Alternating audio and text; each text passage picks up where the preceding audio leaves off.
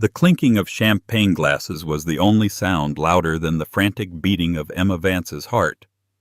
She stood in a room dripping with old money and new ambition, a ghost at the engagement party of the man who had promised her forever just 6 months ago.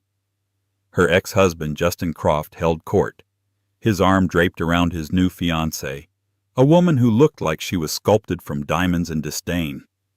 Then he saw Emma. A cruel smile played on his lips as he raised his glass, silencing the room. What he said next was meant to destroy her, to erase her completely. But he had no idea that a single untraceable phone call was about to make him the biggest fool in the city and turn the woman he called nothing into one of the most powerful people he would ever know. The ballroom of the Atherton Hotel was a galaxy of glittering chandeliers and even more glittering people. Emma felt like a speck of dust caught in a sunbeam, visible only to be judged. She didn't know why she'd come. Maybe it was a morbid need for closure, a foolish desire to show Justin that she was fine, even though every part of her felt like it had been shattered and poorly glued back together. Her simple navy dress, once her favorite, felt like a thrift store hand-me-down next to the couture gowns that floated through the room. Justin Croft, her ex-husband, was in his element. As a rising star at the private equity firm Sterling and Locke, he moved with the predatory grace of a shark who knew he owned the ocean. His fiancée, Tiffany Sterling, the daughter of the firm's founding partner, of course, was his perfect accessory. Blonde, beautiful, and breathtakingly wealthy. Emma tried to stay near the back, nursing a glass of sparkling water, but a former friend of the couple, a socialite named Beatrice, spotted her. Emma. "My God, I didn't expect to see you here. How brave." The word brave was coded in so much pity it felt like an insult. The conversation drew Justin's attention. He glided over Tiffany, attached to his arm. "Ellie," he said, his voice smooth and cold. "Surprised you came. I thought you'd be at home. What is it you do now, doodling in that little sketchbook of yours?" The small crowd around them chuckled. Emma's freelance illustration work had always been a point of contention. He'd called it a childish hobby. "I wanted to wish you well, Justin," she said, her voice tighter than she wanted. Tiffany looked her up and down, a dismissive flick of her eyes. "That's sweet." She cooed, the sound as artificial as the giant diamond on her finger. Justin's smile widened. This was what he wanted, an audience. He raised his champagne flute, tapping it with a manicured nail. The chatter in the room quieted as people turned to face him. "Friends, family," he began, his voice resonating with false sincerity. "Thank you all for coming to celebrate my and Tiffany's future. It's a future built on strength, ambition, and a shared vision." He paused, his eyes finding Emma in the crowd, and he pinned her with his gaze. "You know, people say you learn from your past, and I certainly have. My first marriage," he let out a short, derisive laugh, "was a lesson in charity, a starter marriage, if you will." A wave of snickers rippled through the guests. Emma felt her blood run cold. This wasn't just an insult, it was a public execution. "I tried," Justin continued, performing for the room. "I really did. I tried to build her up, to give her some ambition, some drive. But you can't make something out of nothing." He shrugged, a gesture of faux helplessness. "She was a nice girl, but ultimately she was just a placeholder. She was nothing special, had nothing to offer. She was and is nothing." The word hung in the air, heavy and suffocating. Nothing. He had summarized her love, her support, her sacrifices, the years she'd put her own dreams on hold to prop up his, into that single brutal word. The faces around her were a blur of pity and scorn. She saw Beatrice smirk. She saw Tiffany preen. She felt 100 pairs of eyes branding her with Justin's verdict. Her own were burning with tears she refused to let fall. She placed her glass down with a hand that trembled almost uncontrollably, turned without a word, and walked away. The sound of Justin's triumphant laughter followed her all the way to the gilded doors of the ballroom. She stumbled out into the cool night air of downtown Boston, the city lights blurring into a painful watercolor. She leaned against the cold stone of the hotel, gasping for air, feeling the full weight of the humiliation crush her. He hadn't just broken her heart. He had tried to obliterate her very identity. Her phone buzzed in her clutch. She ignored it. It buzzed again, and again. Annoyed, thinking it was her best friend Chloe checking in, she finally pulled it out. The caller ID was an unknown number with a New York area code.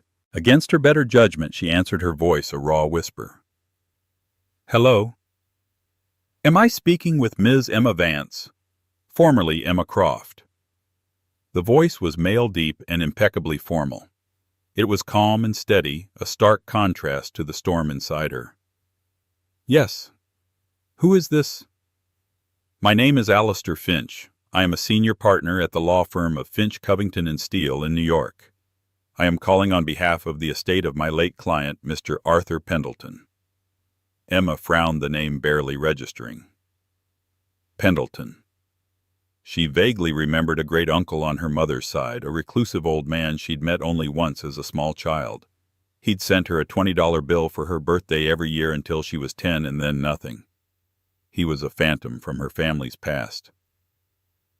I think he was my great-uncle," she stammered. "Is everything all right?"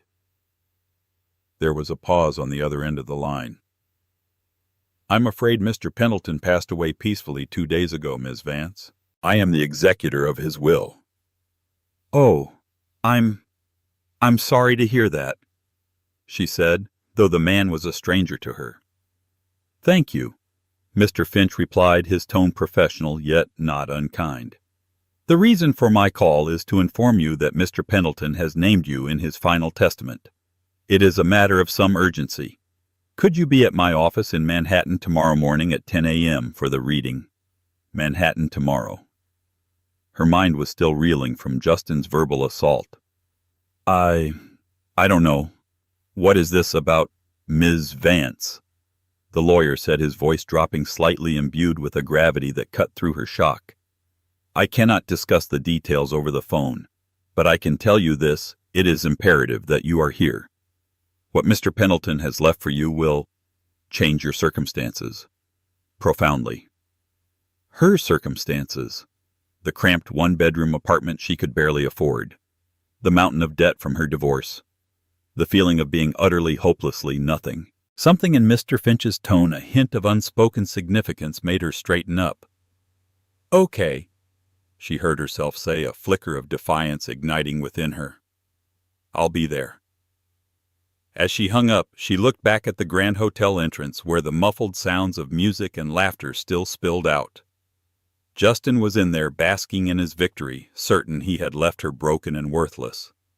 A placeholder. Nothing.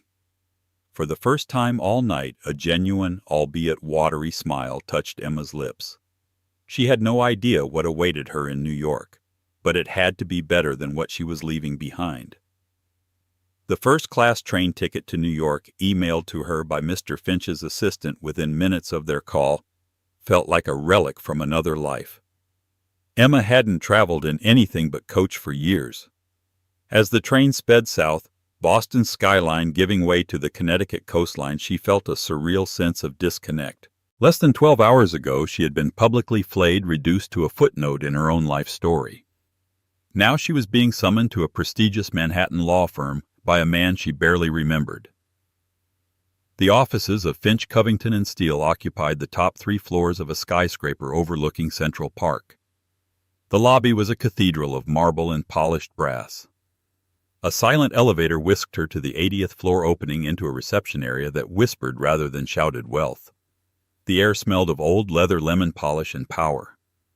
A severe-looking woman with a chic gray bob led her down a long hallway lined with dark, imposing portraits of men who all looked like they'd been born in a 3-piece suit. She was shown into a corner office where floor-to-ceiling windows offered a godlike view of the city sprawling below. Alistair Finch rose from behind a mahogany desk the size of a small car. He was older than his voice suggested, perhaps in his late 60s, with a mane of silver hair, kind eyes behind wire-rimmed spectacles, and an impeccably tailored suit. He looked less like a lawyer and more like a wise university professor. "Ms. Vance, thank you for coming on such short notice," he said, shaking her hand. His grip was firm and reassuring. "Please sit. Can I offer you some coffee? Water?" "Water would be lovely, thank you." She managed, sinking into a leather chair that felt softer than her own bed. He poured her a glass from a crystal carafe, his movements deliberate and calm. He sat opposite her, a thick leather-bound document on the desk between them. "I was very sorry to hear about your great-uncle," Emma said, feeling it was the right thing to say. Mr. Finch nodded slowly. Arthur was a unique man. Very private. He valued loyalty and authenticity above all else. He disliked pretense. The lawyer's eyes seemed to study her for a moment as if gauging her character. "He spoke of you, you know. Not often, but with a certain fondness." "He did?" Emma was shocked. "I only met him once at a family reunion when I was 5. I barely remember him." "He remembered you," Mr. Finch stated simply. "He followed your life from a distance, more than you know." He gestured to the document. "This is his last will and testament. It is straightforward, and he was in his right mind when he signed it. There are a few minor bequests to his household staff and a donation to the Metropolitan Museum of Art, but the remainder, the entirety of his estate, his assets, his properties, and his controlling interest in his company, he has left to you." Emma stared at him, trying to process the words. "The remainder I don't understand. What company?" Mr. Finch leaned forward slightly. "Ms. Vance, your great-uncle was Arthur Pendleton, the founder and sole shareholder of Pendleton Global Enterprises." The name meant nothing to her. "Pendleton Global? It is a privately held conglomerate," the lawyer explained patiently, "with major holdings in technology, sustainable energy, real estate, and international shipping. It's one of the largest private corporations in the world." Emma felt a wave of dizziness. This had to be a mistake, a cruel joke. "There must be other family, cousins, nieces. He can't have left it all to me." "He has 2 surviving nephews, Marcus and Jonathan Pendleton," Mr. Finch confirmed. "He has left them each $1 to be used for the purchase of a bus ticket back to whichever rock they crawled out from under." His words, not mine.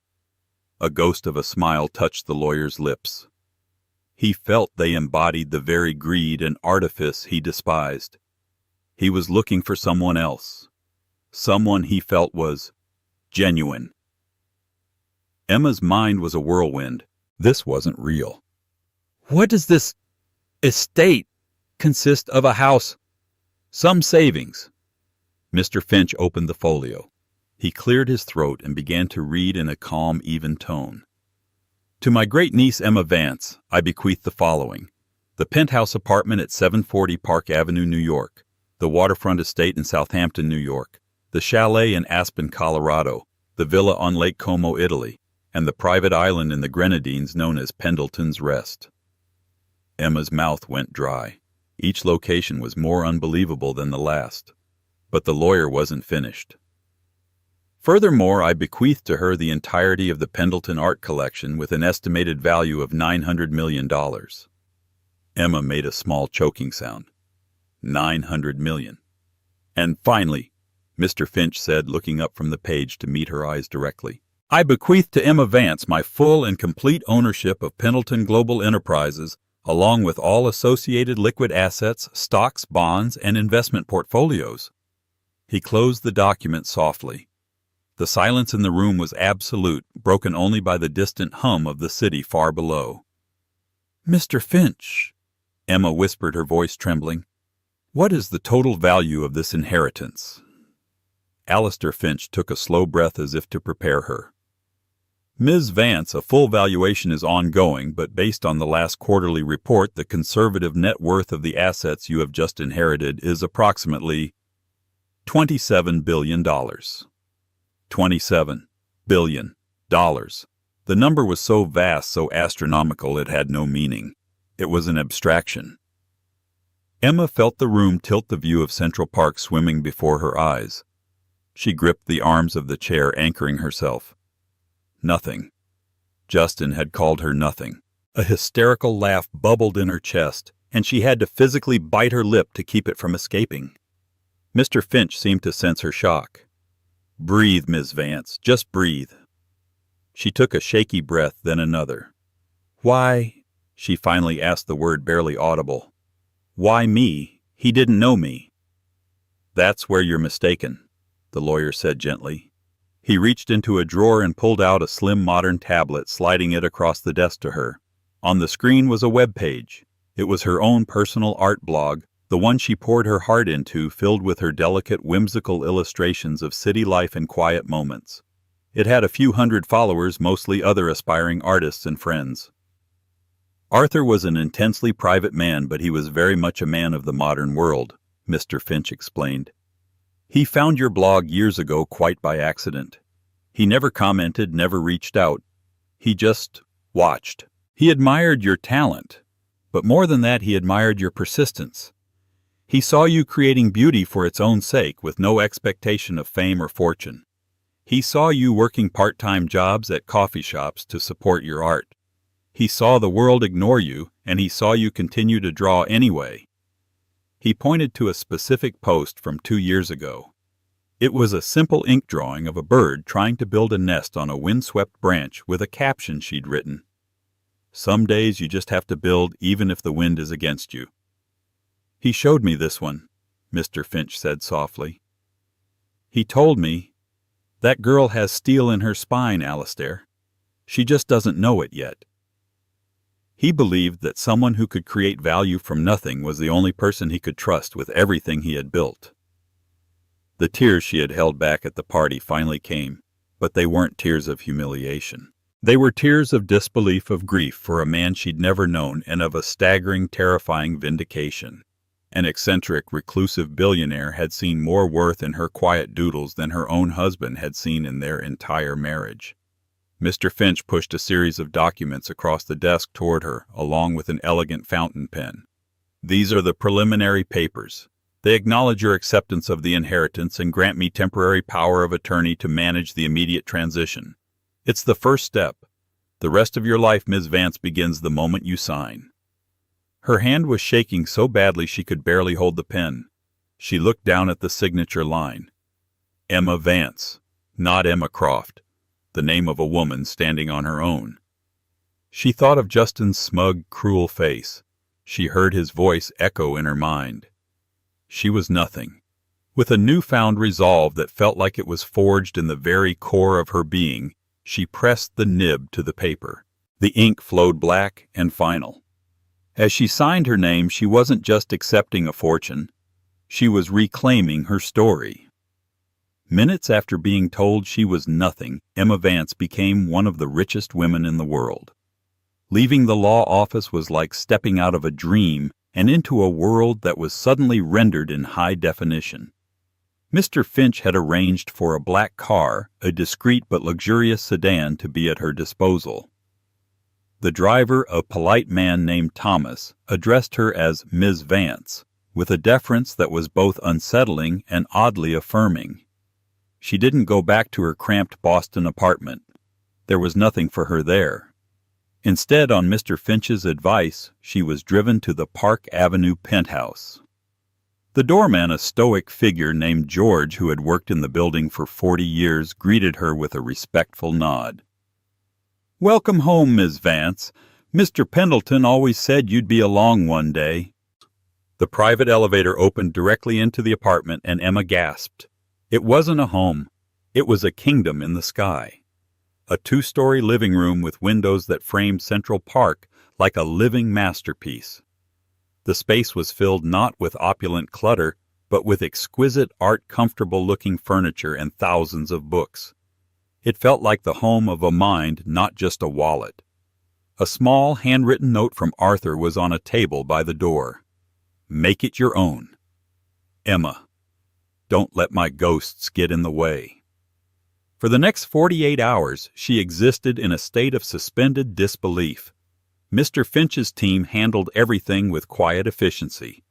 A woman named Sophia, a chic and capable personal assistant, appeared and helped her procure a new wardrobe, explaining that Ms. Vance would need to be prepared for board meetings and public appearances. Her old life was being packed up and put into storage by a white-gloved moving company. Her finances were being rerouted, her name affixed to accounts with numbers that looked like telephone numbers. The news, of course, broke. Not with a bang, but with a quiet seismic tremor in the financial world. "Pendleton's Mystery Heiress," read a headline in the Wall Street Journal. The story was sparse on details only that the reclusive billionaire's vast fortune had passed to a previously unknown great-niece. Her name was not yet public, but the sharks were circling, smelling blood and money in the water. And then inevitably came the call. She was overlooking the park, sipping coffee that tasted impossibly rich, when her phone buzzed with Justin's number. She had forgotten to block it. She stared at it, her heart giving a reflexive, painful squeeze before steeling itself. She answered. "Ellie! Ellie, thank God!" Justin's voice was a frantic, syrupy mess. "I've been trying to reach you. I was so worried. You just disappeared from the party." "I'm fine, Justin," she said, her own voice calm and even a stranger to her own ears. "Fine, baby. What I said. I was an idiot. I was trying to show off for Tiffany's father. It was just talk, just stupid, arrogant posturing. You know how I get. It didn't mean anything." It meant everything, she thought, just not in the way you intended. "Is that all?" she asked coolly. No, of course not," he sputtered. "Ellie, listen. There are these crazy rumors going around. Some garbage about you inheriting money from some long-lost relative. It's a scam, right? Some kind of cruel joke. You have to be careful. People will try to take advantage of you." The condescension was still there, woven into his fake concern. He simply could not compute a reality in which she was not the helpless, pathetic creature he had tried to make her. "It's not a scam, Justin," she said, taking a slow sip of her coffee. There was a dead silence on the line. She could almost hear the gears grinding in his head, the disbelief warring with his innate opportunism. "Wait," he whispered. "You're serious? So you got, what, a house, a few $100,000. Something like that," she said, the understatement a weapon of its own. "Oh, baby, that's incredible." His voice shifted instantly, becoming thick with possessive glee. "We have to be smart about this. You can't handle that kind of money on your own. You need me. I can invest it, triple it. We can fix things. Tiffany, that was a mistake. A business arrangement. You and me, Ellie, we're endgame. We always were." The sheer naked audacity of it was breathtaking. He thought he could slither back into her life and take control of her fortune, just as he had tried to take control of her soul. "Justin," she said, her voice dropping, losing all its warmth. "There is no we. There is no us. You made your choice. You chose a future built on strength and ambition, remember? But Ellie, with this money—" "My money," she corrected him sharply. The words felt good, powerful. "And I have all the expert advice I need. Thank you for your concern." "Don't do this, Emma," he snarled, the mask slipping. "Don't you dare hang up on me. After everything I did for you, I made you who you are." A real, genuine laugh escaped her lips this time. It was liberating. "No, Justin, you have no idea who I am, and you never will."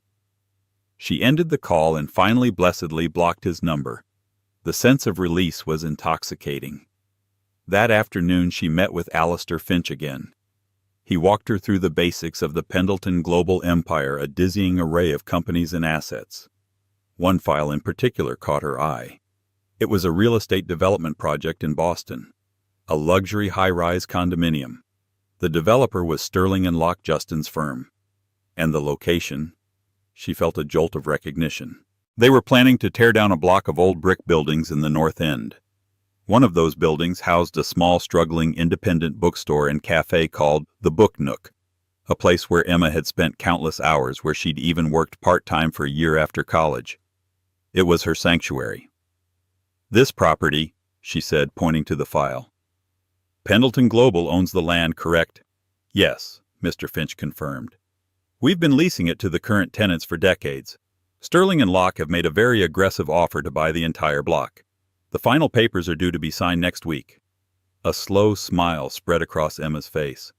It was the first truly predatory smile she had ever worn, and it felt like slipping into a perfectly tailored coat. "I want you to do two things, Alistair," she said, her voice imbued with a newfound authority. "First, draft a letter to Sterling and Locke effective immediately terminating the sale negotiations. Inform them that Pendleton Global has decided to pursue other options for the property." Mr. Finch raised an eyebrow, a hint of approval in his eyes. "And the second thing, I want you to draw up new 30-year leases for all the current tenants of that block at $1 per year." She paused, savoring the thought. "And please make sure the termination letter is hand-delivered to Justin Croft." Justin would be in the meeting when that letter arrived. He would have been bragging to his boss, his future father-in-law, about securing the deal that would cement his career. And then a messenger would walk in and hand him a letter from Pendleton Global's new owner, and he would watch his future crumble to dust before his very eyes. All because of the woman he had called nothing. This wasn't just about revenge. It was about protecting something she loved. It was about using her newfound power to preserve beauty, not just create profit. It was the first decision she had made as the head of the empire. It would not be the last. The news of the canceled Boston development deal sent shockwaves through the city's financial circles. It was a public, brutal slap in the face to Sterling and Locke, and by extension to Justin Croft. Whispers began to circulate. The mystery Pendleton heiress was not some naive girl who could be easily manipulated. She had teeth. Justin's subsequent voicemails left from burner phones and blocked numbers that somehow got through were a pathetic symphony of rage threats and desperate pleading. Emma listened to them once clinically, then deleted them. He was a ghost, a nuisance, nothing more. Her real problem, Alistair Finch warned her, was not behind her but ahead. "The Pendleton family is not going to take this lying down, Emma," he said during one of their daily briefing sessions in the penthouse's library. "Marcus and Jonathan Pendleton are your great-uncle's nephews. They are unpleasant men. They've spent their entire lives waiting for Arthur to die so they could liquidate his assets and live like kings." As if on cue, the official challenge arrived. A thick packet of legal documents delivered by a stern-faced courier. Marcus Pendleton, the elder and more aggressive of the two brothers, was formally contesting Arthur's will. The petition was a masterclass in character assassination. It painted Emma as a gold-digging opportunist who had somehow duped a senile old man. It questioned Arthur's mental competency in his final years.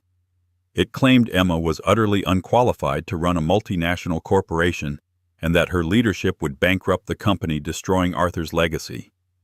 Their demand was simple. They wanted the will invalidated and the entire estate handed over to them, the rightful heirs. Their first move was to try and freeze the assets, a legal maneuver that would paralyze Emma's control. Finch's legal team swatted it down contemptuously in court, but it was clear this was just the opening salvo. A week later, Emma came face to face with her new nemesis. She had agreed against Alistair's initial advice to attend a charity gala for the New York Public Library, an institution Arthur had quietly supported for years. She wanted to step out of the shadows to put a face to the name that everyone was whispering about. She wore a simple but elegant black gown, her only jewelry a pair of diamond earrings from Arthur's collection that Sophia, her assistant, had insisted on. As she entered the grand book-lined hall, a hush fell over the room. People stared openly, their curiosity a palpable force. A man detached himself from a small group and strode towards her. He was in his late 50s, with a florid face, a weak chin, and the arrogant posture of a man who had never been told no in his life. He was flanked by a younger, paler version of himself, Marcus and Jonathan Pendleton. "Well, well, well!" Marcus boomed, his voice oozing condescension. "The little artist. I must say I'm surprised to see you out. I'd have thought you'd be hiding under a rock counting your stolen gold." Emma met his gaze without flinching. "Mr. Pendleton, I'm sorry, you'll have to forgive me. My great-uncle described you so vividly in his letters, I almost feel as if I know you already." Marcus's face tightened. "Don't you dare speak his name. You manipulated a sick, lonely old man. This entire charade is a fraud, and my lawyers will prove it. You won't see a dime of his money." "It's already my money," Emma replied calmly, her voice carrying in the quiet hall. "And I assure you Arthur was anything but sick or lonely. His mind was sharper at 90 than yours appears to be at 50. Jonathan, who had been silent, piped up with a sneer. "What would a part-time coffee slinger know about running a business? Pendleton Global will be a smoking crater in 6 months. "That's where you're mistaken," Emma said, turning her cool gaze on him. "I don't need to know how to run a shipping conglomerate or an energy company. I know how to hire the people who do. It's called delegation. A concept, I'm told, that is foreign to those who have never had a real job in their lives." The jab hit its mark. It was common knowledge that the Pendleton brothers had lived their entire adult lives off generous trust funds, set up by their grandfather, funds Arthur had pointedly cut off 5 years prior. Marcus's face turned a dangerous shade of purple. He took a step closer, his voice a low growl. "You listen to me, you little nobody. You are out of your league. We will drag your name through the mud. We will expose every pathetic detail of your sad little life. By the time we're done, the world will see you exactly as my uncle should have a worthless, grasping leech.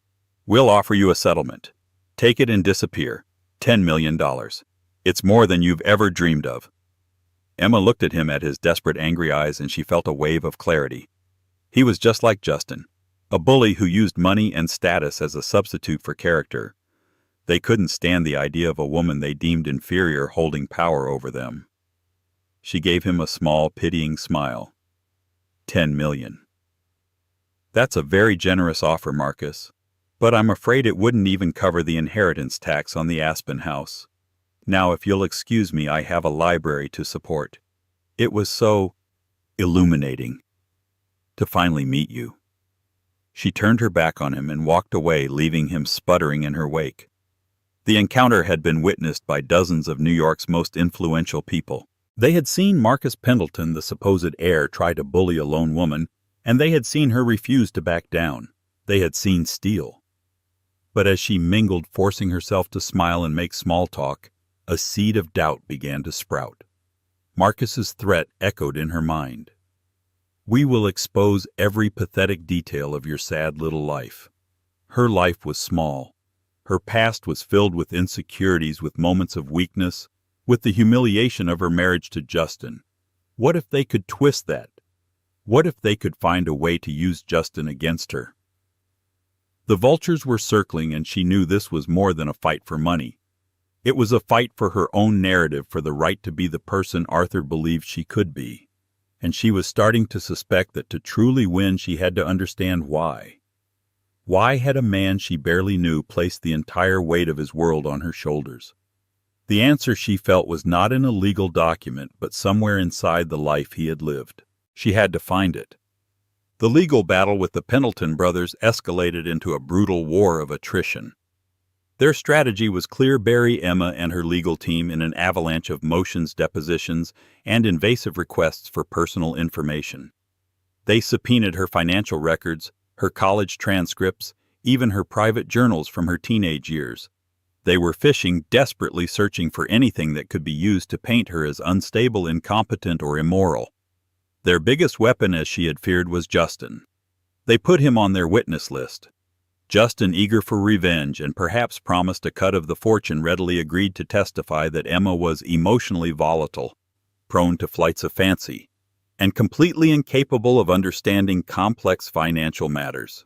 He twisted their private moments into evidence of her instability, her artistic temperament reframed as a sign of mental weakness. The press, fed a steady stream of leaks from Marcus's camp, began running salacious articles with headlines like "The Billionaire Doodler" and "Pendleton Heiress's Ex-Husband Fears for Family Empire." Emma felt the pressure mounting. She was holding her own in board meetings, relying on the brilliant division heads Arthur had put in place, and her own surprisingly sharp intuition. She was learning fast, but the public and personal assault was draining. She felt like the world was seeing her through Justin and Marcus's lens, a lucky fool and imposter in a dead man's suit. She needed to understand Arthur. She needed to connect with the man whose faith in her was the only shield she had against the onslaught. One rainy Saturday, unable to bear the confines of the penthouse, she asked Thomas to drive her to the Southampton estate. She'd only seen pictures of the sprawling gray-shingled mansion by the sea. It was beautiful but felt cavernous and empty. The household staff, a kindly couple who had worked for Arthur for 30 years, showed her around. Mr. Pendleton spent most of his time in his study, the housekeeper, Mrs. Gable, told her. But his heart was in the old boathouse. Curious, Emma walked down a stone path, the sea mist clinging to her coat. The boathouse was a separate structure perched at the edge of the property overlooking the churning Atlantic. It looked weathered, almost neglected from the outside. But the lock was a modern heavy-duty one. Using a key from a ring Arthur had left specifically for her, she opened the door. The air inside was cool and smelled faintly of turpentine and linseed oil. It wasn't a boathouse at all. It was an artist's studio. A massive floor-to-ceiling window faced the ocean, flooding the room with gray light. Canvases of all sizes were stacked against the walls. Some were covered in cloths, others were turned around. Easels stood like silent sentinels. Jars crammed with brushes and palette knives cluttered wooden tables stained with a rainbow of dried paints. Emma walked through the room as if in a trance. She turned one of the canvases around. It was a breathtaking, impressionistic seascape full of violent energy and dark, brooding colors. It was magnificent. She turned another, a stark, emotional portrait of a young woman with haunted eyes. Another, a vibrant, abstract piece that seemed to shimmer with contained energy. They were all unsigned, and they were all brilliant. On a large drafting table in the corner, beneath a dust cover, she found a series of leather-bound journals. The first entry was dated 1952. She opened it. The handwriting was the same elegant script as the note he'd left her in the penthouse. It was his diary. She sat down on a wooden stool and began to read. For hours she lost herself in Arthur Pendleton's world. He wrote of his lonely childhood, of being the sensitive, artistic son of a ruthless industrialist who saw art as a frivolous waste of time. He wrote of his secret passion for painting, of sneaking out to take classes under an assumed name. Father says a man builds things with steel and concrete, not with horsehair and pigment, he wrote in 1955. He will never understand that a painting can be stronger than a skyscraper. He wrote of being forced into the family business after his older brother died in the Korean War. He wrote of his arranged loveless marriage to a woman from a similarly powerful family. And he wrote of the day he packed away his brushes for good. Today I have become a ghost. An entry from 1960 read, I will run the company. I will make the fortune my father demands. I will build the empire. But Arthur, the man who feels, the man who sees the color in the shadows, is gone. I have locked him in the boathouse. I pray one day someone comes along with the key. Emma felt a profound, aching sadness for him. He had lived the life he was expected to live, sacrificing his soul for his duty. He had built Pendleton Global into a titan, but it had cost him his own happiness. She kept reading, skipping forward through the decades. The entries became less frequent, more business-focused. Then about 5 years ago, the tone changed. I found a blog today, an entry read. A young artist. An illustrator. Her name is Emma Vance. There is a lightness in her work, a quiet resilience that I recognize. It is the thing my father tried to beat out of me. She draws a bird on a windy branch and gives it hope. She sees the world not just as it is, but as it could be. Emma's hands trembled. He had been watching for years. She found the last journal, the entries from the final months of his life.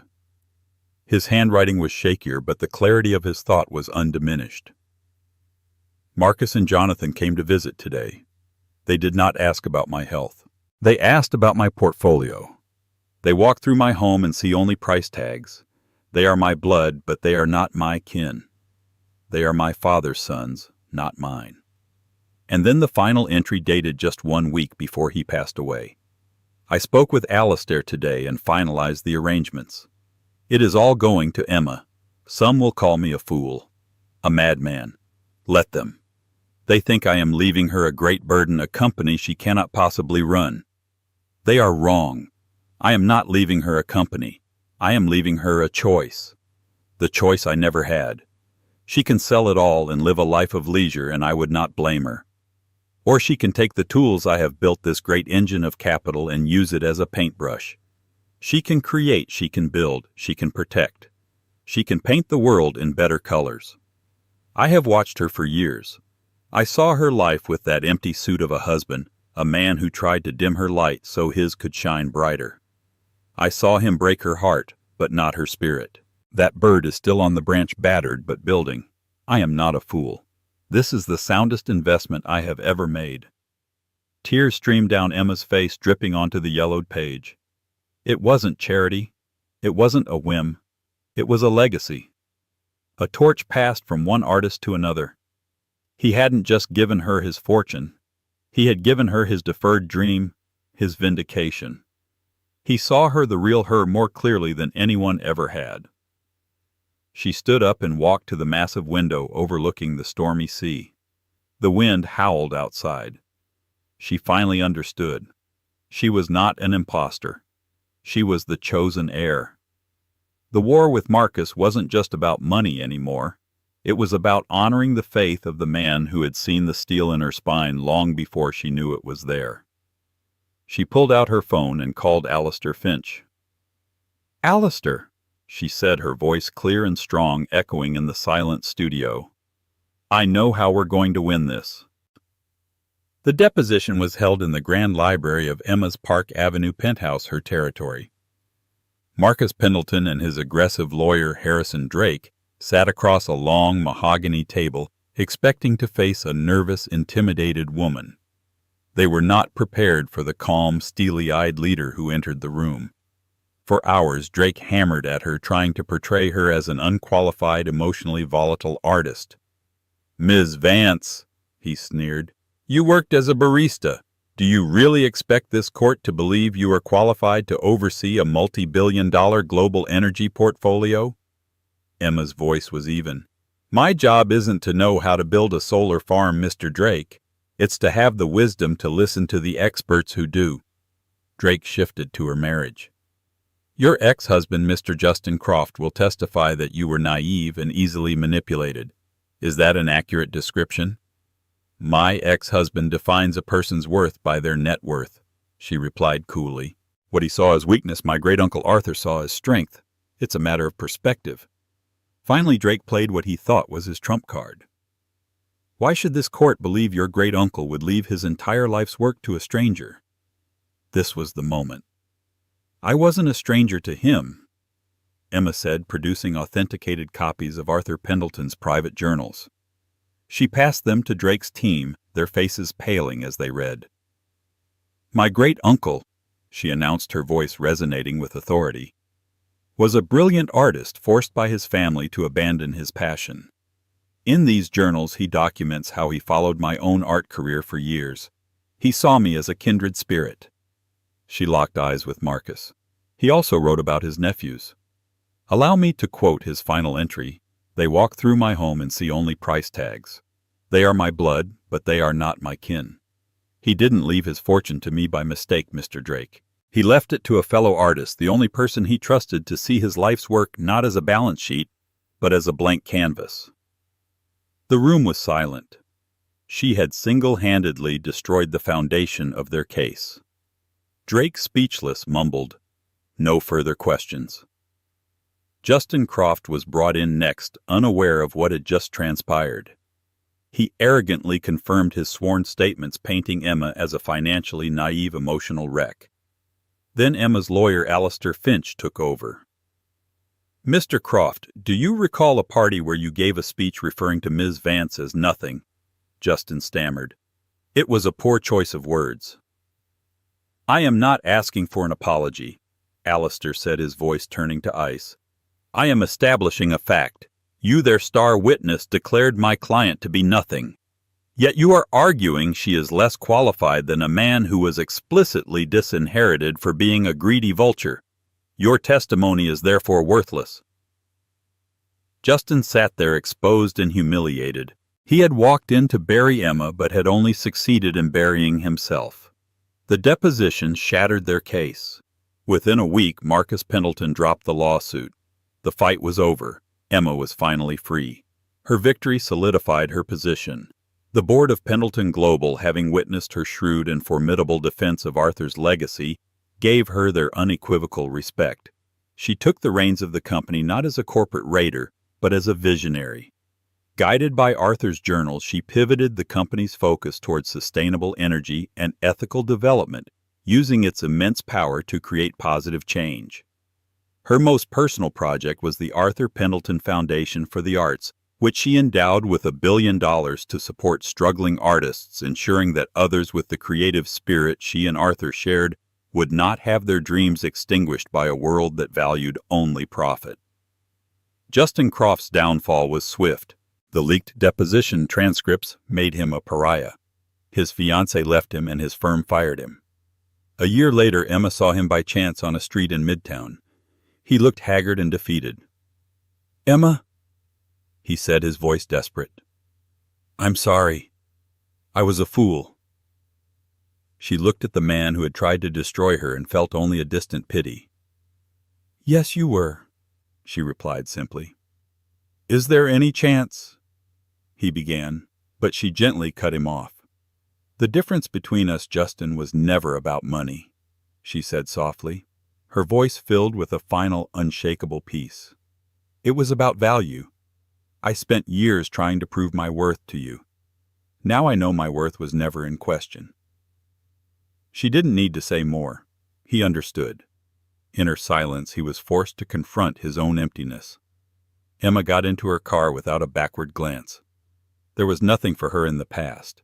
Before her was a blank canvas, infinite and bright, and for the first time in her life she held the brush.